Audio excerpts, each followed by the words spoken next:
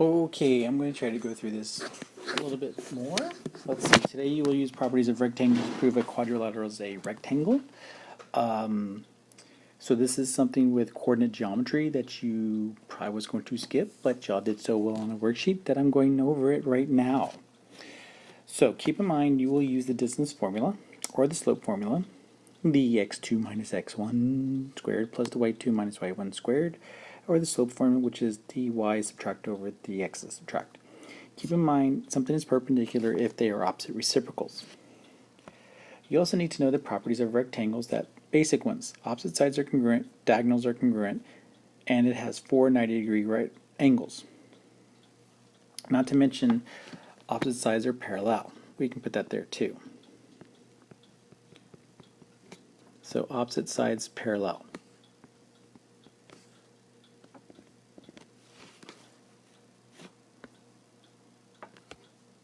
So if you're given a quadrilateral, you need to determine if it's a rectangle. There are two methods, and it depends on which one I tell you to use is the one you're going to use. The distance formula, which means you use the formula 6 times, and you have to show that opposite sides are parallel and the diagonals are congruent. Opposite sides are congruent and the diagonals are congruent. Or the slope formula, which you'll have to use 4 times, which would show that slopes are perpendicular and opposite sides are parallel. So let's use the same example here, and we're going to show using this how to prove PQRS is a rectangle. Now, what I do is I also imagine this. You probably won't have to do this more than a few times, but I kind of draw it out saying, okay, there's PQRS. How can I show that's going to be a rectangle? Well, keep in mind I want sides PQ, RS, and SP. Now, keep in mind that these two are opposite sides, these two are opposite sides, and we got to show that those are congruent. That's for the sides. Now you also got to do the diagonals. Diagonals are going to be PR and SQ or QS, and you got to do that 6 times. So what I do is I go ahead and start setting that up. I'll say sides, and I'll write them out, PQ, QR, RS, SP, and I'll start putting those numbers into the distance formula. Notice that I'm writing here the square root and everything here minus, and I'm not doing anything else, not even putting in numbers yet, I'm just writing those out. I would do the same thing for the diagonals. Okay, and now I start putting in the numbers, got the P's, my Q's, my R's, I'm just putting in the numbers where they belong. Order's not a huge deal here, but it can be. Okay, so I do this, and look, all I'm doing is carrying this out in the calculator. I'm not even doing the square root part. You can do the square root part, but I'm just doing that part. So I'm saying 1 minus a negative 5 squared plus negative 1 minus 3 squared, which is the square root of 52. Notice that RS is also the square root of 52. Notice that QR is square root of 13, and SP is square root of 13. So because of this, I now know opposite sides are congruent. Now I got to show the diagonals are congruent. If anything that had not worked out, I would have double checked my work, or then that would have proven that it's not a rectangle.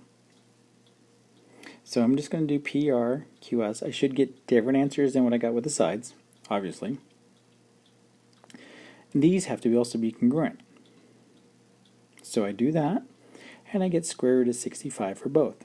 So that means then that this, since the opposite sides are congruent and the diagonals are congruent, this is a rectangle. PQRS is a rectangle. And so there you go. Alright, so what would I do if I was doing the slopes?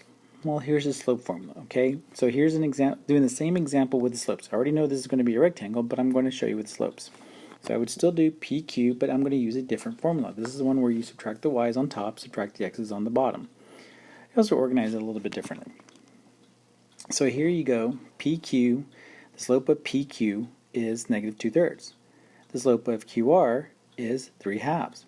The slope of RS is negative 2/3. Notice how PQ and RS also started out as with the same 4/6 or -6, something like that, and then I can simplify that to 2/3. Kind of important there. Anyways, and SP is 3/2. Now, so opposite sides PQ and RS are parallel because they have the same slope,